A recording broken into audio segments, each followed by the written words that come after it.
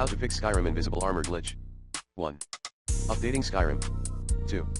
Restarting your PC. 3. Checking then.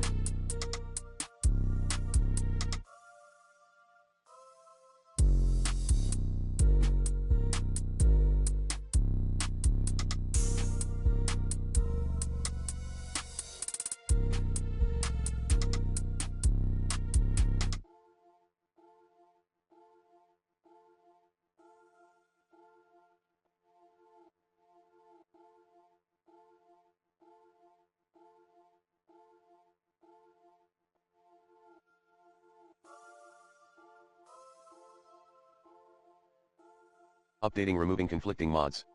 Here are some ways to check for mod conflicts in Skyrim on PC. Use loot. This tool analyzes your load order and highlights mods with conflicts, inconsistencies, missing masters, etc. Check for errors in Papyrus log. Skyrim logs errors here that may indicate conflicts between script-heavy mods.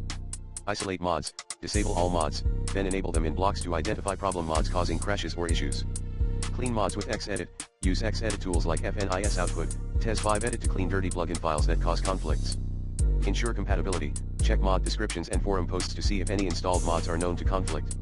Adjust load order. Arrange mods in optimal load order using loot to prevent overriding issues. Remove redundant mods. Uninstall mods that provide the same functionality as this causes conflicts. Monitor FPS. Drops in frame rate when traversing certain areas can indicate asset or texture conflicts. Start new game after installing mods. Issues arising fast indicate an existing mod conflict with new ones.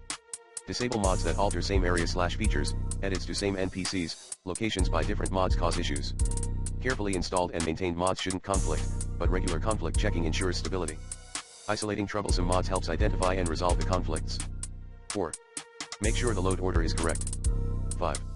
Re-equipping your armor via equip item ID command.